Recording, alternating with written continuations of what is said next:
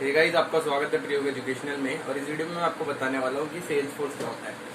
तो आपने sales force का, अगर आप आईटी इंडस्ट्री के अंदर हो तो आपने सेल्स फोर्स का नाम तो कभी ना कभी सुना ही होगा। ठीक है, तो सेल्स फोर्स इस टाइम पे वर्ल्ड का नंबर 1 सीआरएम चल रहा है। ठीक है, तो सीआरएम क्या होता है? कस्टमर रिलेशनशिप मैनेजमेंट सॉफ्टवेयर होता है, जिसमें अगर आपकी कोई भी लीड्स आ रही है, आपकी कितनी कंपनी इंटरनली इसको यूज करती है। ठीक है, अपने सेल्स वाले बंदे जो उसके होते हैं, बिजनेस डेवलपमेंट के बंदे जो होते हैं उस कंपनी के, वो यूज करते हैं जनरली इसको। ठीक है, मेनली क्या होता है इसमें, जैसे कि आपका कोई भी लीड्स आ रही है उसकी रिकॉर्ड हो गए, कितनी इन्वेंट्री है, क्या स्टॉक है, क्या कितने कितने कस्टमर्स हैं, इन सब कितने वेंडर्स हैं, ये सारी की सारी इंफॉर्मेशन इसके अंदर है। उसमें आपको वही रिपोर्ट जनरेट करनी है।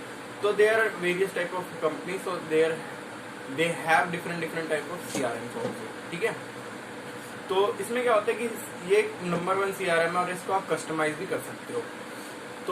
तो अभी आपको ये समझ आ गया कि क्या होता है सेल्स फोर्स। तो सेल्स फोर्स क्या है? वर्ल्ड का नंबर 1 अभी इस टाइम पे सीआरएम चल रहा है, कस्टमर रिलेशनशिप मैनेजमेंट सॉफ्टवेयर। ठीक है, तो अब नेक्स्ट पॉइंट आ जाता है हमारे पास कि सेल्स फोर्स डेवलपर यहाँ पे क्या करता है, क्यों इतना, मतलब अगर ये ठीक है सीआरएम बना हुआ है तो इसमें सेल्स फोर्स डेवलपर की क्या जरूरत होती है? तो सबसे पहली बात तो ये काफी ज्यादा बड़ा सॉफ्टवेयर है और इसको कस्टमाइज करने की बहुत ज्यादा जरूरत पड़ती है। जैसे कि आपने वर्डप्रेस देखा होगा, वर्डप्रेस से हमें पता है कि जैसे वेबसाइट बन जाती है तो उसको ड्रैग एंड ड्रॉप करके भी लोग कर लेते हैं। पर अगर आपको बहुत अच्छी वेबसाइट बनानी है, उसमें कोड भी चेंज करवाना है, कई बार आपको उसके अंदर इंटरनली कुछ कस्टमाइजेशन करवानी है, उसमें HTML CSS चेंज करवानी है, ठीक है, अपने खुद के प्लगइन्स डालने हैं कुछ भी, तो उसके लिए आपको डेवलपर की जरूरत पड़ती है। ठीक है, एडवांस लेवल पे।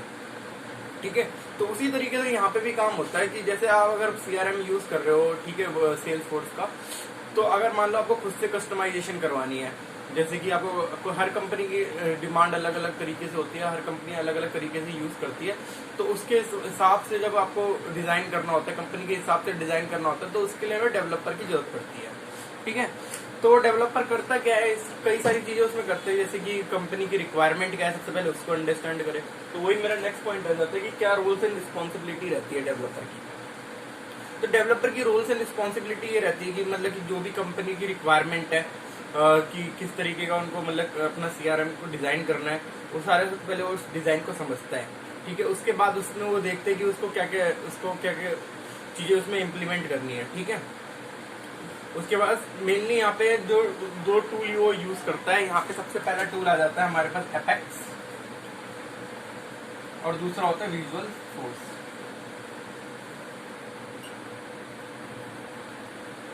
विजुअल फोर्स, ठीक है, ये दो टूल वो जनरली यूज करता है। फर्दर न्यू एडवांस लेवल पे और भी टूल्स आते हैं, मैं ये दो टूल यूज करता है। ठीक है, तो यहाँ पे ये दो टूल का यूज करके वो उसको देखता है, डिजाइन देखता है, फिर उसके बाद किस तरीके से इम्प्लीमेंटेशन करनी है। ठीक है, और मतलब उसके बाद उसके अलावा इसमें उसको कई सारी चीजें देखनी पड़ती है कि वो सिक्योरिटी लेवल पे किस तरीके से काम करेगा, उनका डेटा कुछ भी लीक ना हो, कंपनी की रिक्वायरमेंट के हिसाब से डेटा उनका सही से रहे, और उनकी अगर फर्दर एडवांस फीचर, जैसे एडवांस चीजें भी आती रहती है, जैसे कि अब ये इसमें जो बैकएंड में जो टेक्नोलॉजी यूज हो रही है, इसमें हमारे पास जैसे जावा हो रही है यूज और .NET हो रही है, तो उससे भी उसको अपडेटेड अपने आप को रखना पड़ेगा कि आगे फर्दर जो इसमें एडवांसमेंट करनी है, अपडेशन करनी है, उस जो ये पर्टिकुलर वो सीआरएम बना रहा है तो वो कैसे करेगा। तो ये सारी चीजें उसकी रिस्पॉन्सिबिलिटी रहती है, और अल्टीमेटली उसका गोल ये होता है कि क्लाइंट जो भी यूजर उसका है या क्लाइंट जो भी उसको बता रहा है तो उसकी सेटिस्फेक्शन उस प्रोडक्ट से हो जाए, उनको कोई फालतू की फीचर ना मिले, क्योंकि बहुत ज्यादा बल्कि हो जाता है, कई बार कंफ्यूजन क्रिएट करता है अगर बहुत ज्यादा फालतू के फीचर भी उसमें आ जाते हैं। तो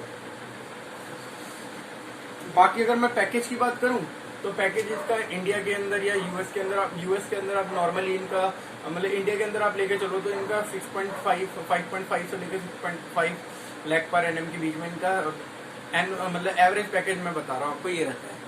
तो मतलब काफी ज्यादा इनकी अभी डिमांड है। अगर आप इसका फ्यूचर में भी आप जाओगे, ये अगर मैं फ्यूचर की बात करूँ तो इसमें अभी काफी ज्यादा न्यूज के मतलब काफी ज्यादा न्यू जॉब्स आने वाली हैं। 1.9 मिलियन जॉब्स अभी मतलब 2020 के करीब क्रिएट हुई है, अभी भी आगे जाके बहुत ज्यादा नई नई जॉब क्रिएट होने वाली है इसमें। तो सेल्स फॉर डेवलपर की डिमांड बहुत ज्यादा है। मतलब अभी अगर आप इसमें घुसते हो तो मतलब आप पर ये चीजें मेनली आपको इसमें आपको अपग्रेड करते रहना पड़ेगा। खाली एक पर्टिकुलर सीआरएम तक आप अपने आप को सीमित रखोगे तो इसमें आप ग्रो नहीं कर पाओगे, आपको टेक्नोलॉजी भी समझनी पड़ेगी। ठीक है, अगर मैं स्किल सेट की बात करूं तो स्किल सेट में क्या होता है कि इसमें आपको मेनली जो कुछ स्किल सेट आपको आने ही चाहिए, आपको कंप्यूटर की नॉलेज जरूर होनी चाहिए। ठीक है, आपको कंप्यूटर नॉलेज होनी चाहिए, ये तो बेसिक है, इतना तो आपको पता होना चाहिए कि आप कंप्यूटर का नॉलेज तो आपको अच्छे से होनी ही चाहिए, क्योंकि आप एक सीएस बैकग्राउंड, और अगर आप एक सीएस बैकग्राउंड के बंदे हो तो आपके लिए बहुत ज़्यादा आसान है करना।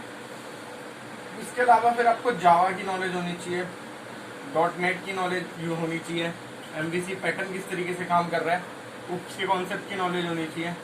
ये सब चीज़ें आपको, इतनी नॉलेज आपको होनी चाहिए, तब जाके भी एक अच्छा सेल्स फॉर डेवलपर बन सकते हो। उसके बाद भी आपको कई सारे अपग्रेड अपने अंदर करते रहना चाहिए।